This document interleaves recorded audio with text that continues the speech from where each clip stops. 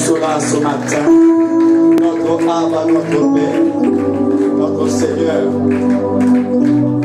notre Dieu, l'apôtre de notre foi, sois béni encore ce matin.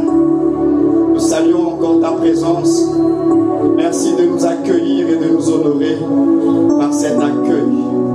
Merci Jésus. Merci Père. Merci Saint-Esprit.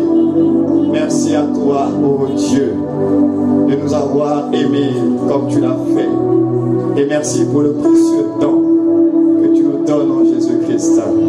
Merci Seigneur. Avec action de grâce dans le beau et précieux nom de celui qui vit éternellement, de celui en qui, par qui et pour qui Dieu fait toutes choses, en Jésus-Christ, le Seigneur et notre Dieu. Nous avons prié ce matin avec action de grâce. Est-ce que tu peux acclamer encore le Seigneur? Alléluia. Gloire à Dieu.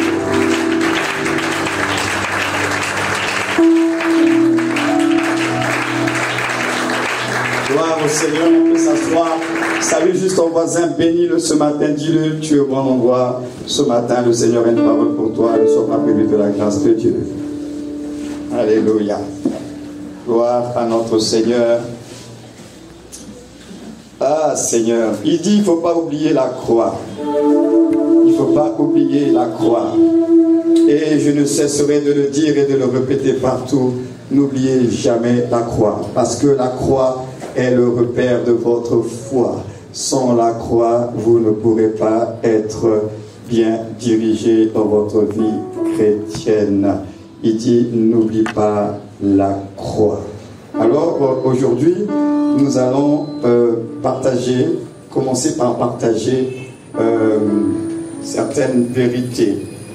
Nous avons parlé de la croix déjà et nous avions dit que nous étions tous en Adam, condamnés, bloqués dans un héritage qui a introduit l'humanité dans un drame.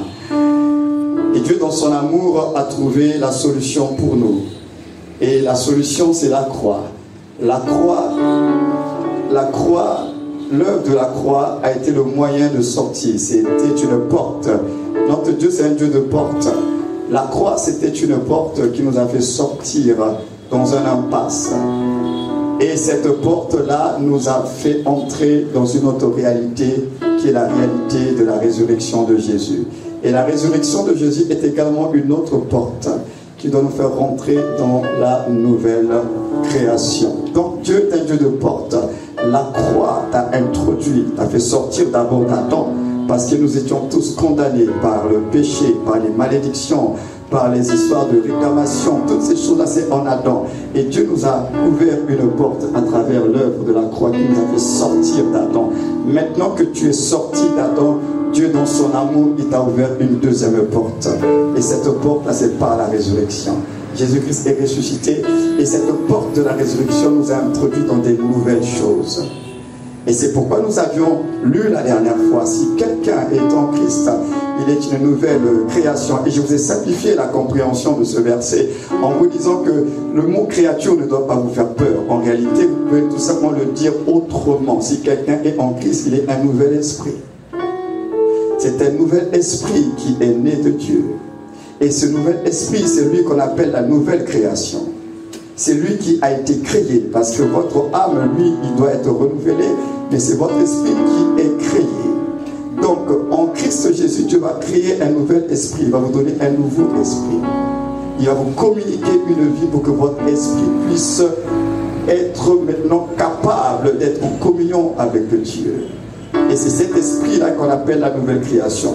Maintenant, moi, j'aimerais partager avec nous quelque chose ce matin. Parce que sans la résurrection de Jésus, on a célébré tout à l'heure le Saint-Esprit et tout ça. Mais le Saint-Esprit dans l'Église, si Jésus n'était pas ressuscité, il n'y aurait pas d'Église. Si Jésus n'était pas ressuscité, il n'y aurait pas de Saint-Esprit scellé dans l'Église. C'est la résurrection de Jésus qui a introduit le mystère de l'Église. Donc ce que vous êtes, ce que nous sommes, c'est à cause de la résurrection. C'est parce que Jésus est ressuscité que tu es là ce matin. C'est parce que Jésus est ressuscité que je suis là ce matin. Si Jésus n'était pas ressuscité, il n'y aurait pas d'église. Parce que l'église, Moïse, c'est le mystère caché de Dieu, de tout temps, de toute éternité. Il a révélé à travers la résurrection de Jésus. Alors, on va lire certains textes ce matin pour nous parler un peu de l'Esprit. Parce que c'est le Saint-Esprit qui nous introduit dans cette nouvelle vie et c'est lui qui est l'acteur principal dans la nouvelle vie. C'est une affaire d'esprit. Vous êtes régénéré dans votre esprit et vous allez devoir vivre selon l'Esprit. Et donc c'est important de comprendre certaines choses par rapport à l'Esprit, parce que sans le Saint-Esprit, il n'y a pas de vie chrétienne. Sans le Saint-Esprit, il n'y a pas d'appartenance à Dieu. Alors, nous sommes en train de parler de sur qui va se reposer la colombe. Et j'aimerais encore dire une chose. Hier, je l'ai partagé aux étudiants de la Christ Academy. Je veux le dire aussi pour vous. Parce que je vous avais dit que nous, on n'attend pas le 5 juin pour la Pentecôte, parce que la Pentecôte, c'est le dimanche 5 juin. Nous croyons que nous pouvons vivre la Pentecôte tous les jours avec le Seigneur. Ça ne dépend plus du calendrier, ça ne dépend plus de cela. Alors, je leur ai dit hier que, parlons des disciples, qu'ils n'ont pas attendu la Pentecôte pour recevoir le Saint-Esprit, parce que le Saint-Esprit, ils l'avaient déjà reçu. Ils ont reçu le Saint-Esprit dans Jean chapitre 20. Dans Jean chapitre 20, Jésus est ressuscité. Il discute avec ses disciples, et puis après, d'avoir discuté, après ces discussions, il souffle sur eux. Alors quand Jésus souffle sur eux, il leur dit, recevez le Saint-Esprit. Il n'a pas dit, vous allez recevoir. Il dit, recevez le Saint-Esprit. Et le souffle là, c'est le roi de Dieu. C'est le souffle doux, calme et léger. C'est le souffle de la régénération. Il souffle sur eux. Parce que posez-vous la question, pendant 10 jours, ils ont prié pendant 10 jours non-stop. Comment ont-ils réussi à tenir pendant 10 jours non-stop s'ils n'avaient pas l'esprit? Ils ont prié comment? Pour ceux qui lisent la Bible, vous ne vous êtes pas posé la question. Pendant 10 jours, ils ont prié en attendant la visitation. Pendant 10 jours là, ils ont eu des inspirations. Comment ils ont fait pour tenir 10 jours de prière intense? Matin, midi, soir, pendant 10 jours. Comment ils ont fait? Par quelle force, par quelle puissance les disciples ont tenu pendant 10 jours?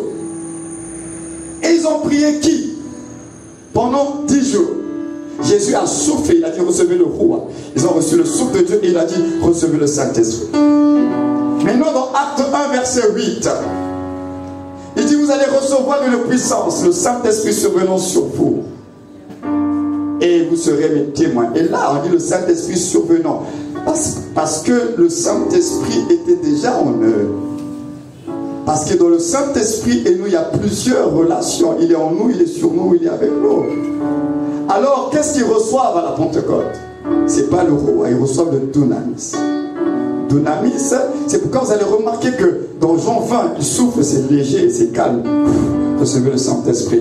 Mais dans Acte 1, quand tu leur parles, vous allez recevoir une puissance. Après, dans Acte 2, là, on a dit, il y a eu un vent impétueux.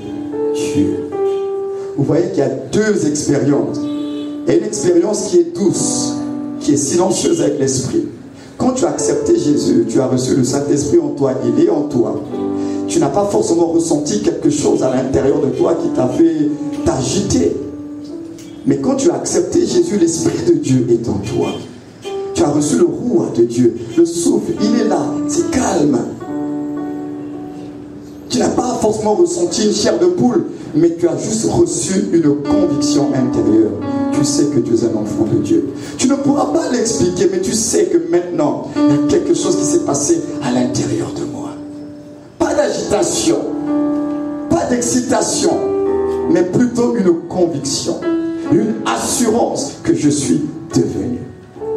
Mais concernant le dunamis, le revêtement de puissance, les différentes onctions du Saint-Esprit, là par contre, on voit bien que quand ça se produit, on est secoué. Au point où même certaines personnes crient, pleurent, tombent, s'agitent. Quand le dunamis arrive, c'est un vent, ça bouge. Et c'est ce qu'ils attendaient à la Pentecôte. Mais ce qu'ils attendaient, ce n'était pas juste un vent pour pouvoir les exciter. Ils attendaient le dunamis et Jésus a bien précisé le pourquoi ils vont recevoir ce dunamis-là. C'est pour qu'ils soient les témoins de Jésus. vous allez recevoir une puissance que le Saint-Esprit va vous donner. Et cette puissance-là, c'est elle qui fera de vous témoins de Jésus. Donc l'onction qu'ils ont reçue à la Pentecôte, ce n'était pas juste pour les exciter. L'onction qu'ils ont reçue à la Pentecôte, c'était pour faire des témoins de Jésus. Alors j'en profite aussi pour dire à certaines personnes, quand vous demandez l'onction à Dieu, les puissances à Dieu, vous devez demander cela pour un but bien précis. Pourquoi tu demandes ça? Il a dit que vous allez recevoir pour. On est toujours loin pour. On n'est jamais loin comme ça. Dieu loin toujours pour un but. Dieu loin toujours pour une mission. Le Christ était loin pour nous. Donc on est toujours loin pour. Tout le monde attend le dimanche de la Pentecôte le 5 juin. Mais la question est, le dimanche 5 juin, la Pentecôte, vous allez attendre l'Esprit pourquoi? Pourquoi pas aujourd'hui? Pourquoi attendre Pentecôte? Et pourquoi vous allez attendre Pentecôte là-bas? C'est pourquoi. Donc vous devez savoir que vous avez le Saint-Esprit, mais avec Dieu, nous avons des expériences aussi avec le Saint-Esprit. Et des expériences. Maintenant, la question est, quand l'Esprit est en mouvement, parce que nous avons dit sur qui descendra la colonne. Vous savez, dans nos églises, il y a des mouvements de l'Esprit. Et ces mouvements de l'Esprit, c'est comme ils volent. On ressent quelque chose, une atmosphère qui est là. Mais ils volent juste. Il faut bien qu'ils se déposent, se posent. Souvent, nous nous contentons que de l'envol, du vol. On vit une certaine atmosphère, on a un peu la chair de poule. Mais lui, il aimerait aussi se poser.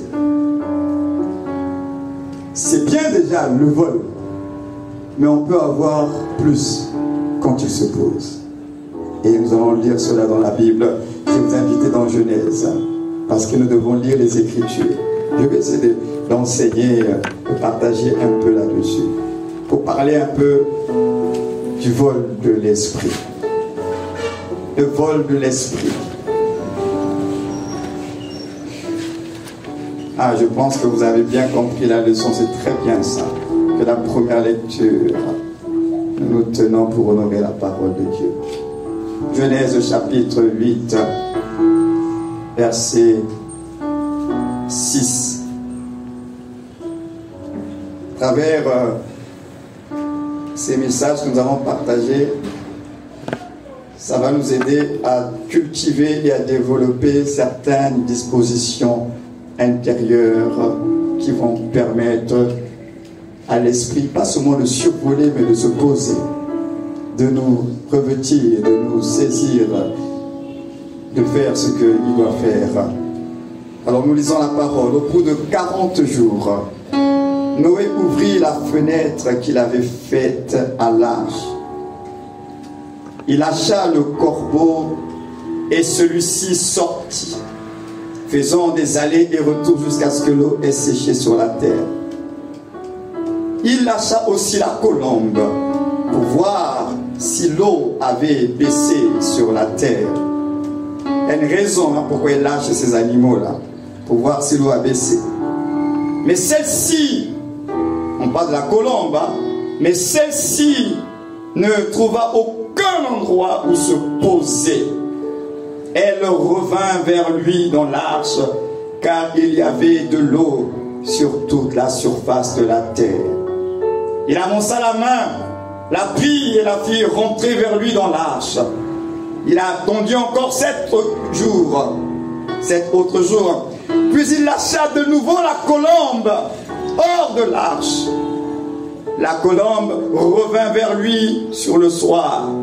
Et voici qu'une feuille d'olivier arrachée était dans son bec.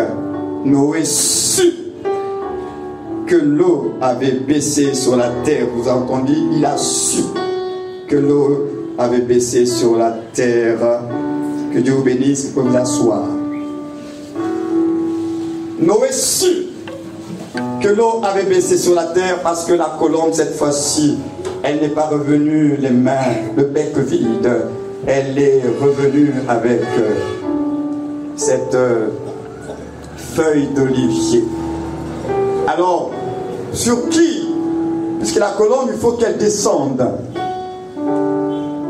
Nous voulons le plus de Dieu. Tout à l'heure, on a chanté certains cantiques, on n'en veut plus, Seigneur, nous crions à toi, oui. On veut plus se contenter que des mouvements. On veut le plus. On veut véritablement qu'il se pose. On veut véritablement un revêtement. On veut ça. Maintenant, pour pouvoir la voir, parce que la colombe, on va le voir, ne se pose pas sur n'importe quoi et n'importe qui. Et ça, c'est une dimension de l'esprit que nous allons voir. La colombe ne se pose pas sur n'importe quoi, sur n'importe qui. Alors sur qui se posera la colombe? On va le découvrir dans Jean 1, verset 29. Et à partir de le sur qui se posera la colombe, on va faire ressortir maintenant les caractéristiques, les attitudes, les dispositions qui permettront que nous aussi nous puissions vivre cette onction-là dans nos vies. Nous sommes dans Jean chapitre 1er. À partir du verset 29, je vais lire la parole de Dieu. Jean 1er, verset 29 dit ceci.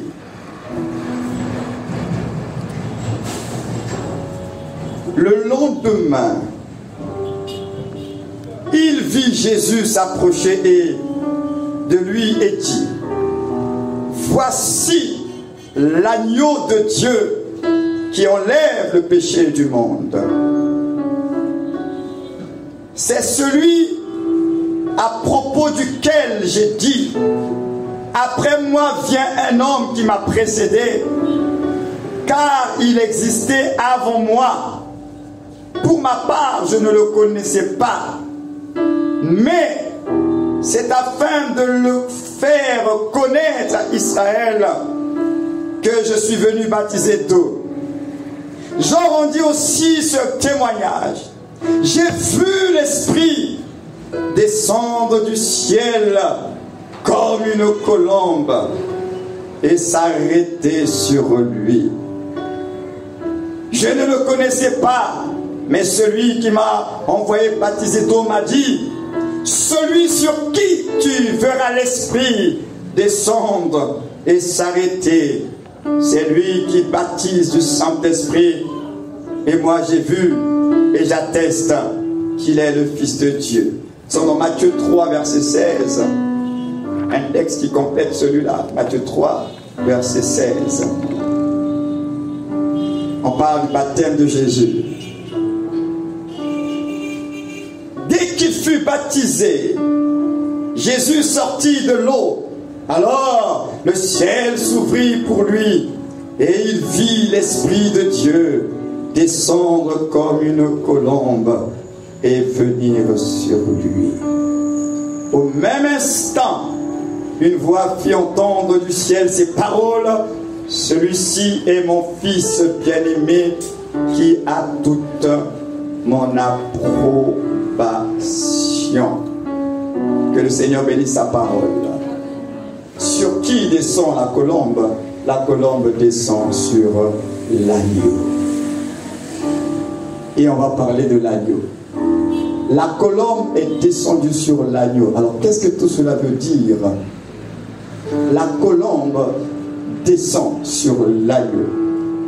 Ça veut dire que si nous ne manifestons pas, si nous ne cultivons pas le caractère de l'agneau, la colombe ne descendra pas. Pour que la colombe descende, il faut qu'il y ait l'agneau. La colombe ne descend pas sur n'importe qui. Elle descend sur l'agneau. Alors nous allons donc voir cette caractéristique, on ne va pas tous les voir aujourd'hui, qui nous parle de l'agneau. Ce sont des dispositions de cœur que nous devons avoir. Si on veut que la colombe se pose, si on veut vivre des revêtement de Dieu, il faut qu'on soit comme l'agneau. Ça, je vous dis la vérité. On va continuer à gérer les frustrations parce que la colombe descend que là où il y a l'agneau. Alors on va lire encore d'autres textes parce que là il faut que je vous fasse lire la parole de Dieu. Nous sommes dans 1 Pierre 1 verset 19. La première caractéristique que tu dois cultiver et développer, c'est ce que nous allons voir. Sinon tu vas prier Dieu. Tu vas crier vers le Seigneur. Tu vas réciter la parole de Dieu, mais sans résultat. La Bible dit, mais par le sang précieux de Christ qui s'est sacrifié comme un agneau sans défaut et sans tache. Un agneau sans défaut, sans tache. Retenez bien cela. L'agneau devait être sans défaut et sans tache. Et nous allons dans Luc 1, verset 34. Luc 1, verset 34. Aujourd'hui, on va lire. Si les autres fois, on ne lisait pas beaucoup, aujourd'hui, l'apôtre va vous faire lire la parole de Dieu. Parce qu'en même temps, c'est important que vous lisiez la Bible. Luc 1, 34. La Bible dit, Marie dit à l'ange, comment cela se fera-t-il, puisque je n'ai pas de relation avec un homme? L'ange lui répondit, le Saint-Esprit viendra sur toi, et la puissance du Très-Haut te couvrira de son ombre. C'est pourquoi le Saint-Enfant qui naîtra sera appelé Fils de Dieu. Le Saint-Enfant qui naîtra de toi sera appelé Fils de Dieu. Donc, la première caractéristique, c'est que nous devons être des enfants de Dieu. Mais là encore, être enfant de Dieu ici, ça veut dire quoi? Ça veut dire que par rapport à ce que nous sommes en train de partager, on va parler d'une nature. On a dit le Saint-Enfant qui naîtra de toi. Et c'est là que vous allez comprendre qu'un enfant de Dieu est un saint. Et la sainteté, ce n'est pas le résultat de tes œuvres, de tes prières, de ta sanctification. La sainteté, c'est un héritage que tu as en Christ. Quand tu nais de Dieu, tu nais déjà saint. Parce que la sainteté, c'est une nature. C'est une condition spirituelle que portent tous ceux qui sont nés de Dieu. Maintenant, cette sainteté-là, et là je vais encore ouvrir grandement la parenthèse sur la question de sanctification. Cette sainteté-là, il faut en prendre conscience. Parce que la sanctification n'est que le résultat de la prise de conscience de votre nature, de votre identité. Vous ne vous sanctifiez pas pour devenir des hommes saints. Vous êtes saints en Christ. C'est pourquoi la prise de conscience de votre identité va produire un comportement qu'on appelle la sanctification. Donc tu ne te sanctifies pas pour devenir. Tu es déjà saint. Maintenant, le problème de l'Église, c'est que nous n'avons pas toujours la conscience de notre identité. Alors, on essaie de produire ce que nous avons déjà reçu. C'est pourquoi nous sommes frustrés. Tu es saint. On dit le Saint-Enfant. Un enfant de Dieu est un saint. Donc nous également, le jour que tu es né de nouveau, le Saint-Enfant Gaël, le Saint-Enfant Ukrèche, le Saint-Enfant... chacun de vous, sainteté est rattaché à vous. Non, la question est, est-ce que je suis conscient de qui je suis? Tu es saint. Il ne descendra pas sur n'importe qui. Il descend sur l'agneau. Et le premier caractéristique de l'agneau, c'est un agneau qui est saint. Et quand nous parlons parlons de la sainteté, vous savez, quand nous parlons de la sainteté, vous devez comprendre une chose, c'est que la sainteté est liée à la consécration. Vous ne pouvez pas être saint et ne pas être consacré à Dieu. Celui qui est saint, ipso facto, il est consacré à Dieu, c'est-à-dire il est mis à part. Donc un enfant de Dieu est sanctifié, c'est-à-dire il est mis à part. Tu es un saint et ton identité te dit que tu es mis à part.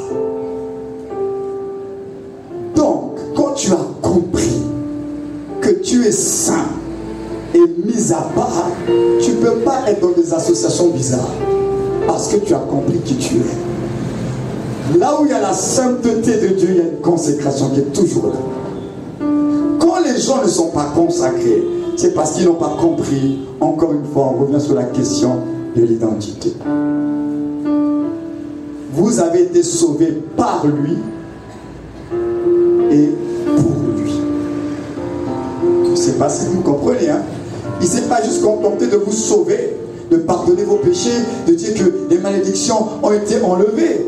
Il vous a sauvé par sa puissance, par son sang, par son sacrifice, son humiliation, son dépouillement. Mais c'est pour que vous puissiez être à lui. Il nous a sauvés pour lui. Et ça, tant qu'on ne comprendra pas cela, on va être des chrétiens nés de nouveau, mais nous ne marcherons pas toujours selon Dieu. Donc la première des choses, vous voulez, Seigneur, je veux vivre la puissance. Seigneur, je veux vivre ta gloire. C'est bien beau. Mais qui va vivre la gloire de Dieu? Nous aspirons tous à vivre la gloire de Dieu. Nous prions tous, Seigneur, je veux vivre ta gloire. Mais tu veux vivre la gloire de Dieu dans quelle disposition? Comment on veut vivre cette gloire? Tant que la terre était dans le désordre, dans la saleté, la colombe ne pouvait pas descendre. La colombe est sensible. Le Saint-Esprit, c'est une image. Le Saint-Esprit est sensible, c'est pourquoi on le précède par saint. Il est très sensible. Et il descend que sur ceux, d'abord il descend sur ceux qui sont aussi saints, c'est-à-dire toi et moi. Mais pour qu'il descende et qu'il fasse en œuvre, il faut que tu puisses prendre conscience justement que tu es un saint. Quand tu comprendras cela, tu vas plus te bagarrer. Nous avons tellement mis des règles. Ne fais pas ci, ne fais pas ça. Et la pratique de ces règles, on s'est dit, bon, si on pratique cela, on va devenir. Vous ne pouvez pas devenir ce que vous êtes déjà. Vous êtes en train de vous bagarrer à produire quelque chose qui est déjà là. On se bat par nos efforts, par nos œuvres. C'est pourquoi on gère des frustrations. Parce que la vie chrétienne, ce n'est pas toi qui vas te bagarrer, faire tes efforts pour commencer à ressembler à Jésus. La vie chrétienne, tu dois chercher tout simplement à demeurer en lui, dans sa parole, et de croire. Parce que quand une branche est attachée à son arbre, la branche elle-même n'a pas de vie. La vie de la branche qui lui permet d'avoir les feuilles et le fruit provient de l'arbre. Si la branche se déconnecte de l'arbre, elle va sécher, elle va mourir. Et Jésus a dit, je suis le serpent. Le serpent, il est l'arbre. Vous êtes les sarments, donc les branches. Il dit, sans moi, vous ne pouvez rien faire. Donc, celui qui demeure attaché à lui, il va porter du fruit. Ce n'est pas la branche qui jeûne, qui prie. Je dois porter du fruit cette saison. Je dois porter des feuilles. Non, elle ne prie pas. Elle ne jeûne pas pour cela. Elle doit rester attachée. Et en sa saison, elle portera son feuillage et son fruit. Je vais prendre un autre exemple. Quand une femme est enceinte, elle tombe enceinte et puis il y a l'enfant qui est dans ses entrailles là. Je n'ai jamais vu une femme qui est enceinte. Elle est tombée enceinte. Et qui maintenant, qu'elle est enceinte, à chaque échographie qu'elle va faire, bon, si elle voit qu'il y a des petites malformations, tout ça là, bon, elle va commencer à rentrer en jeûne et prière. Bon, il faut vite que la jambe gauche la pousse vite. Je vais jeûner et prier pour que les oreilles apparaissent. Je vais jeûner et prier pour que les nerfs se forment. La femme, bien que portant cet enfant, elle ne fait aucun effort pour que l'enfant grandisse en elle. L'enfant, naturellement, il doit grandir. Mais elle doit plutôt faire quoi? Elle doit prendre des dispositions. Il y a des choses qu'elle ne devrait pas, certains médicaments, certains produits, sinon ça va mettre en danger le bébé. Et ça, c'est sa responsabilité, de veiller, de se discipliner pour ne pas que les choses qu'elle va prendre à l'extérieur menacent la vie qui est à l'intérieur. Mais la vie qui est à l'intérieur, si elle respecte certaines dispositions, elle se reproduit d'elle-même. C'est ça le mystère de Christ et nous. On veut faire des efforts comme si ça viendra de toi. Ça ne viendra pas de toi. Toi, reste attaché à sa parole. Demeure dans sa parole et crois seulement au Seigneur. Pratique sa parole. Le reste là, c'est lui-même qui développe sa vie en toi. C'est pas toi qui fais des efforts, c'est lui-même. Paul avait compris cela. Il dit, ce n'est plus moi qui vis. C'est Christ qui vit en moi. C'est pas toi, c'est lui. Toi et moi devons prendre conscience de la vie qui est en nous. Comme cette femme enceinte prend conscience de la vie qui est en elle. Et elle va commencer à veiller. Alors à ce moment-là, c'est semblable à notre vie chrétienne. Elle va veiller pas parce que en veillant, ça va... comment je vais l'expliquer? Par exemple, elle, quand la femme enceinte se sépare de certaines choses, c'est à cause de qui? C'est à cause de l'enfant. Normalement, quand on dit aux chrétiens, souvent quand les gens parlent de sanctification et tout, on se sanctifie par rapport à quoi? Pourquoi on se sanctifie? Parce que si on ne vous dit pas que la sanctification là, c'est d'abord une prise de conscience de la vie qui est en vous. Parce que si une femme est insouciante, elle ne prend pas conscience de l'enfant qui est en elle. On a vu, hein, il y a eu des gens qui sont tombés enceintes et qui n'ont pas respecté certaines règles. Ils ont mangé, ils n'ont pas respecté certains médicaments et tout cela. L'enfant, qui à la base était pour le bien important, l'enfant a été endommagé. On a vu des personnes, c'est pourquoi ce qui se fait à l'extérieur affecte ce qui est à l'intérieur. On a vu des femmes enceintes, au départ c'était bien, mais après comme de façon à l'extérieur, elle vivait mal la grossesse, elle était trahie, elle était blessée, tout ça là, elle a communiqué ça à l'enfant. Le pauvre enfant a subi à l'intérieur.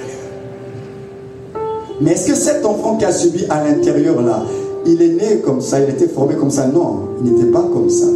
Les facteurs extérieurs ont agi à l'intérieur. Nous avons une responsabilité de veiller, de prendre conscience de l'identité que nous portons. Et c'est la prise de conscience de cette identité qui produit le comportement. C'est aussi simple que cela. Alors quelle est cette identité? Je suis enfant de Dieu. Et c'est quoi un enfant de Dieu? C'est un esprit saint. Un esprit saint. Vous êtes des esprits saints, c'est-à-dire mis à part. D'une autre espèce. Des esprits sortis de Dieu. C'est ce que vous êtes. Alors, la première des choses que l'Esprit veut qu'on puisse comprendre ce matin, c'est que nous sommes des enfants de Dieu. Et un enfant de Dieu, c'est un esprit saint. Et le Saint-Esprit descendra que sur des esprits saints. Il fera des grandes choses que sur des esprits saints. Alors, Dieu, dans l'ancien temps, il utilisait des esprits qui n'étaient pas saints. Il utilisait certains corps, il les utilisait. Mais nous qui sommes l'Église, dans le plan parfait de Dieu, il utilise ceux qui portent sa nature. Et la nature de Dieu, nous l'avons par le Saint-Esprit. Vous êtes des esprits saints. Pas parce que vous avez fait des œuvres de sainteté, mais c'est une nature que vous avez reçue de Dieu.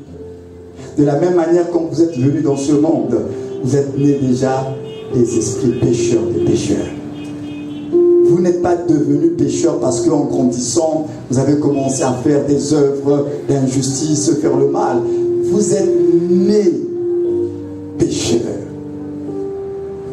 Nous sommes également nés saints.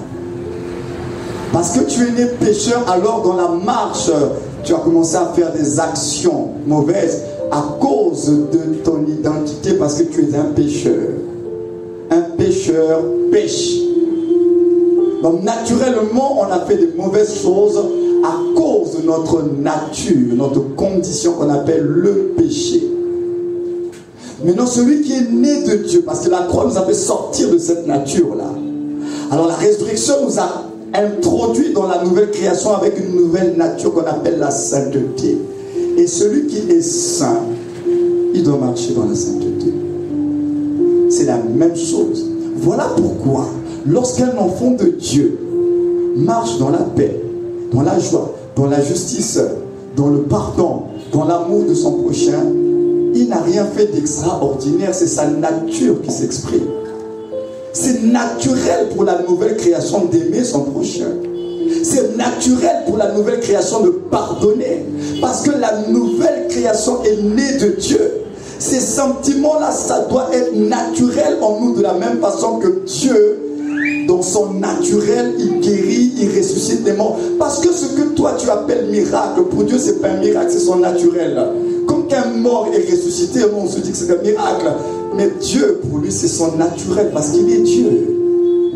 Alors nous également, nous devons comprendre que quand on est appelé à aimer, là, à pardonner, à se supporter, ne te dis pas que Seigneur, je me suis beaucoup fait. Hein. J'ai beaucoup fait aussi, ça fait peut-être quelques mois, là, je l'ai supporté, mais cette fois c'est trop, c'est trop. Non, c'est ta nature. Un enfant de Dieu aime. Un enfant de Dieu marche dans la justice. Un enfant de Dieu ne ment pas. C'est ta nature, c'est ton identité. Et quand tu mens là, et tu vas dans l'injustice, tu es contre nature, tu crées toi-même un dysfonctionnement. Mais ce que tu es, c'est la vérité, c'est la justice, c'est l'amour. Ces choses-là, c'est ta nature, c'est en toi. Donc c'est normal. Alors ne nous disons pas que j'ai fait quelque chose d'extraordinaire. Tu n'as fait que manifester ta nature. C'est en toi, c'est ce que tu es. Alors quand il y a cette prise de conscience et quand la chair vient pour t'emmener à marcher différemment, tu vas te rendre compte que c'est pas normal, je ne suis pas appelé à marcher comme ça. Non, non, ça ce n'est pas moi ça. Je ne dois pas marcher dans le mensonge. Non, non, c'est pas bon. C'est pas moi. Parce que il faut premièrement prendre conscience du point de départ. Vous êtes des enfants de Dieu, des esprits saints. Je suis saint. Je suis saint. Je suis saint. C'est ma nature. C'est ma vie. C'est mon identité. Comme l'agneau était saint, moi également je suis saint. Il était juste, il m'a donné sa justice. Moi également, je suis juste en lui. Je suis saint. Et il faut que cela tourne en vous. Si on veut aller plus loin avec le Saint-Esprit, prenons conscience de pas mal de vérités. Je suis saint. Je suis saint. Et ce matin, je vais m'arrêter là, mais j'aimerais qu'on se lève, on va prier. Je suis saint. Je suis un enfant de Dieu saint. La sainteté est ma nature. La sainteté est ma condition. La sainteté est ma vie. Je suis saint. Alors, encore une fois, comprends une chose. Tu ne vas pas te bagarrer pour ça. Tu ne produis pas la sainteté. Elle est déjà en toi, cette nature. Parce que peut-être que tu vas hésiter à dire je suis saint. Parce que tu as une conception de la sainteté qui n'est pas la bonne conception. La sainteté, tu ne te bats pas pour l'avoir. Tu l'as reçue comme un don. C'est un héritage. Tu ne te bats pas pour ça. C'est ce que tu es en Christ. Tu es saint. Donc ne te mets pas la pression pour dire, est-ce que... Non, ça n'a rien à voir avec ce que tu peux produire par tes capacités. La sainteté est déjà téléchargée en toi. Tu es saint. C'est comme le salut. Christ est mort pour tout le monde. Et à la croix ce jour-là, tous les péchés, les gens même des générations à venir, il avait réglé ça. Maintenant le problème, ce n'est plus une question qui va être sauvée, qui ne sera pas sauvée parce que Dieu choisit les gens. Il a déjà téléchargé le salut pour le monde. Et maintenant c'est la foi. Il faut croire. Il faut croire pour jouir pleinement de ce qu'il a fait. La sainteté est déjà en toi. Tu es saint. Tu es saint. Tu ne te battras pas pour l'avoir. Tu l'as déjà en Christ. Tu es saint. C'est une nature. Ce n'est pas le résultat d'un comportement, d'une performance, des œuvres que tu aurais faites. Et à la fin, c'est comme si on t'a gratifié avec le mérite. Maintenant, tu es saint. Non, tu ne le deviendras pas. Tu es saint. Tu es saint. Et il faut que ça soit clair dans ta tête, dans ton esprit. Tu es saint. C'est la nature que tu as eue. C'est le vêtement nouveau que tu as reçu de Dieu. Tu es saint. Tu n'es pas autre chose. Quand Dieu te regarde, il voit un saint. Même lorsque tu es dans tes faiblesses, dans tes manquements, tu ne changes pas de nature. Tu restes un saint. Tu es saint. Tu es saint. Tu as la nature de Dieu. La sainteté. Même quand tu t'éloignes du Seigneur, tu es saint. C'est quand tu prendras conscience de cette identité-là, tu reviendras auprès de Papa. Parce que tu te rendras compte qu'en dehors de Papa, la vie est difficile, c'est compliqué. Tu es saint. Ne te bats pas à devenir ce que tu es déjà en Christ. Ça ne sert à rien de jeûner, de prier pour devenir saint. Tu ne le deviendras pas parce que tu es déjà saint. Le problème, ce sont tes dispositions. Le problème, c'est notre prise de conscience. Ce n'est pas de recevoir encore des choses. Dieu ne vous donnera plus autre chose que ce qu'il vous a déjà donné, c'est-à-dire le Christ. Et c'est en lui qu'il y a toutes ces choses-là.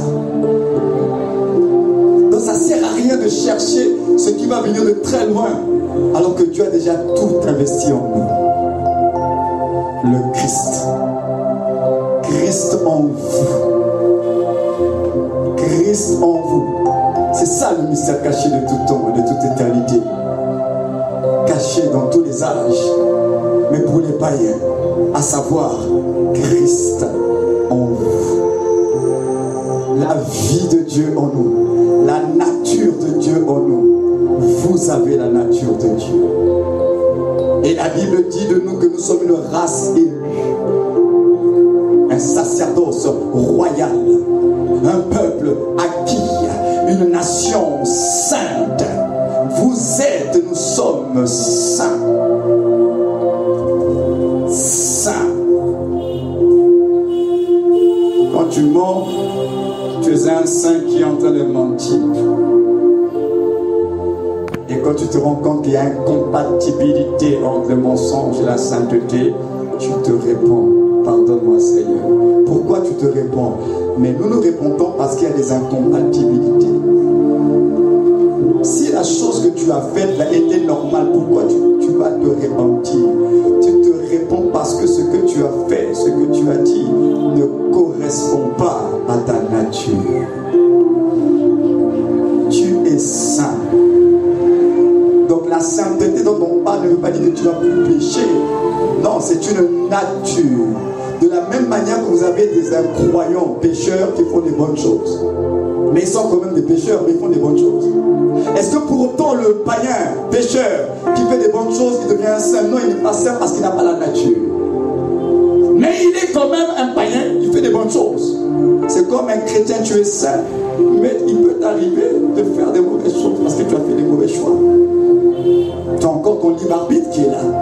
Mais est-ce que ça va changer ta nature? Ça ne changera pas ta nature. Tu es saint. Est-ce que vous me comprenez ce matin? Ne faites pas des efforts à devenir ce que vous êtes déjà. Vous êtes saint.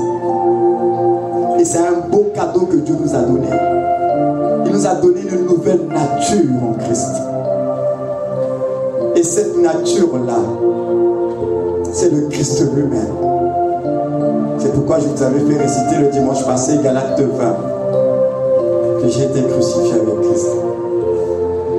Et ce n'est plus moi qui vis. Je pense qu'on devrait, nous les chrétiens, chaque jour se le rappeler. Peut-être que ça va nous aider. Chaque jour, nous rappeler que la nouvelle création, c'est Christ qui vit en moi. Ce n'est pas moi. C'est lui. C'est sa vie. C'est sa nature. C'est lui. Alors, je dois me disposer. Je dois mettre de l'ordre dans ma vie. Je dois éviter certaines choses, comme la femme enceinte, pour ne pas mettre en danger la vie de la semence qui est en elle. Nous également, pour ne pas attrister le Saint-Esprit, il y a certaines choses, tu vas mettre de l'ordre dans ta vie. Parce qu'en réalité, cet ordre que tu mets dans ta vie, c'est pour ton propre bien. En réalité, c'est pour ton propre bien. Parce que si une femme enceinte ne respecte pas les prescriptions là, elle va mettre l'enfant en danger, et même elle-même, elle va se mettre en danger. Elle doit respecter. Elle ne doit pas manger n'importe comment. Et puis, elle doit respecter certains produits qu'elle ne doit pas prendre. Donc, en réalité, cette sanctification-là, c'est pour notre propre bien. Ce n'est pas une corvée. Ce n'est pas un devoir religieux. C'est pour ton propre bien. C'est pour ton épanouissement. C'est pour ton propre développement. Donc, quand tu dois te sanctifier là, c'est pour toi-même. C'est pour ton bien. C'est pas Dieu qui veut juste te sanctifier, c'est pour son propre plaisir et puis toi ça te procure aucun bien. C'est pour ton bien, toi. Quand tu comprends cela, alors tu apprends toi-même à mettre de l'ordre dans ta vie. Alors si tu peux retenir de cette première partie de la prédication l'histoire de la femme enceinte, ça va t'aider. Peut-être que tu ne retiendras pas tous les versets. Retiens alors que la femme enceinte, elle ne fait aucun effort pour que les jambes de l'enfant poussent dans son ventre. Elle ne fait aucun effort pour que les yeux se constituent, que le cerveau se met en marche. Elle n'a pas à faire un effort. Elle a reçu une semence qui se développe d'elle-même. Elle, c'est juste prendre des dispositions pour ne pas mettre en danger le développement. Christ doit être formé en nous. Alors ne bloquons pas. N'attristons pas l'esprit. Parce que la vie qui est en nous doit grandir. Lui, il a juste besoin d'espace. Disposons-nous, laissons-lui la place. C'est tout ce qu'il demande.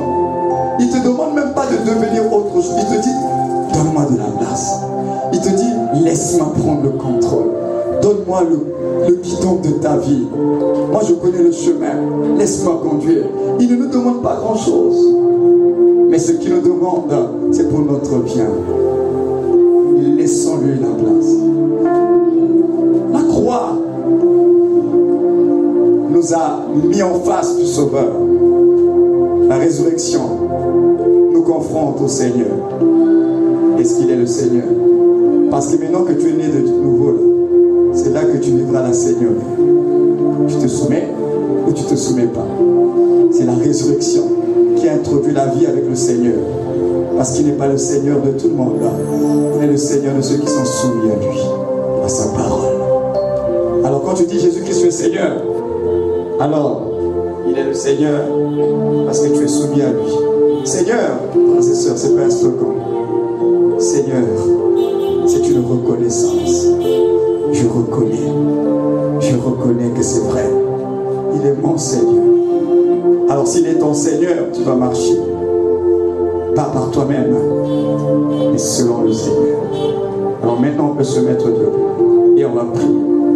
On va reprier Galates 2:20. Et je vous encouragerai à relire cela chez vous à la maison. Tu es saint. Tu es saint. Tu es saint. bagarre plus, ne sois plus frustré inutilement. Tu es saint. Galates 2, verset 20. Et tu vas le proclamer avec conviction parce que c'est la réalité de ce que tu es devenu en Christ. Ce n'est pas juste des paroles pour nous flatter. Non, non, non, non.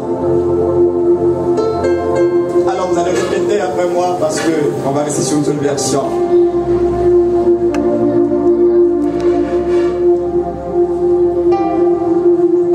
J'ai été crucifié avec Christ. Avec plus de conviction. J'ai été crucifié avec Christ. Ce n'est plus moi qui vis.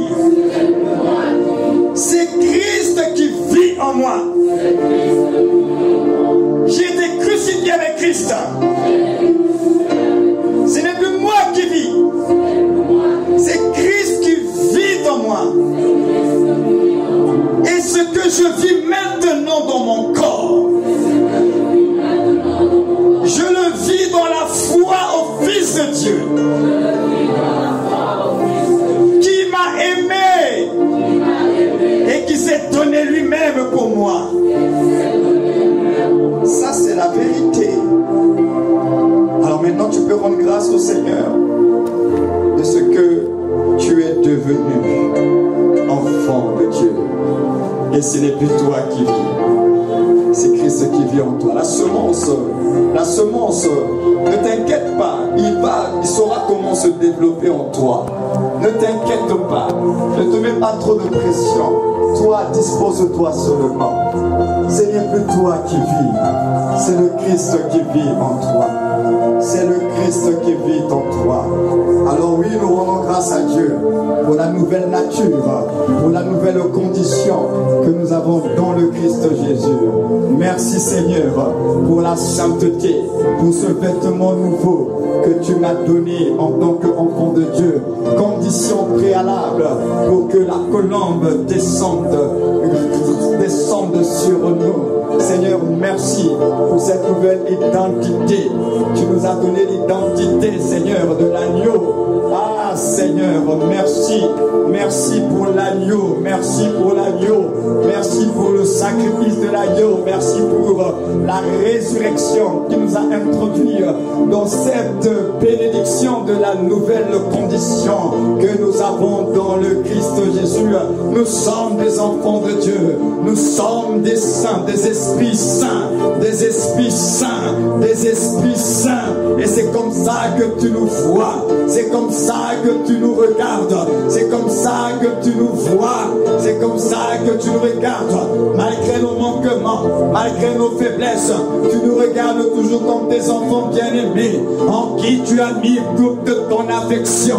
Seigneur, nous ne voulons pas douter un seul instant de ton amour. Malgré nos failles, malgré nos faiblesses, tu nous aimes, tu nous acceptes, tu ne nous rejettes pas, tu ne nous juges pas, tu ne nous aimes pas plus parce qu'on aurait fait moins, tu ne nous aimes pas moins parce qu'on aurait fait moins. Non, Seigneur, tu nous aimes et nous sommes tes enfants de ta race, de la même espèce que toi. Seigneur, merci encore de nous avoir fait devenir le privilège d'être enfants de Dieu, d'avoir une condition et d'avoir une position. Ah Seigneur, merci pour Jésus, pour le don parfait que Jésus est pour chacun de nous. Merci Seigneur. Alléluia. Alors pour terminer, tu vas prier, bénir la personne qui est à côté de toi, relâche tes paroles sur sa vie, prophétise sur la personne qui est à côté de toi.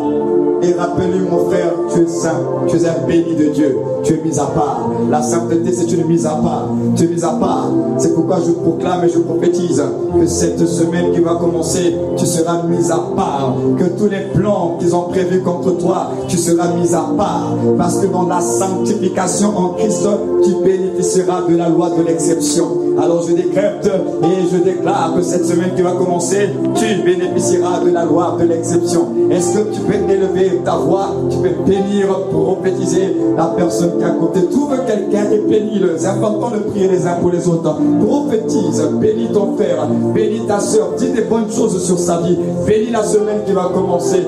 Bénis, bénis, bénis tout ce qu'il va faire, tout ce qu'il va entreprendre. Je te bénis au nom de Jésus. La vie et la mort sont au pouvoir de la langue. Tu peux bénir quelqu'un. Tu peux bénir quelqu'un cet après-midi.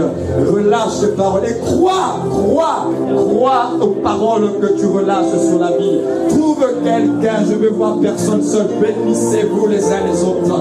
Bénissez, trouve quelqu'un. Je suis en train de dire, trouve quelqu'un et tu bénis la personne, tu prophétises. Je veux une armée de prophètes maintenant qui prophétisent sur frères et sœurs, prophétisent. Bénis la semaine de ton frère, parce que ce que tu dis, c'est ce qui arrivera. Déclare les bonnes paroles au nom de Jésus. Au nom de Jésus, dis à ton frère, ta sœur, tu es béni. Ta semaine est bénie. Tout ce que tu verras est béni. Tes portes s'ouvriront pour toi. La faveur est sur toi. La grâce est sur toi. Tu es béni. Au nom de Jésus, reçois la grâce. Reçois la faveur. Au nom de Jésus. Oui, il se lèverait contre toi, mais l'Éternel les mettra en déroute.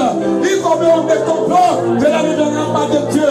Tu es mis à part. La loi de l'exception est ton partage. Soyez bénis, bénis au nom de Jésus.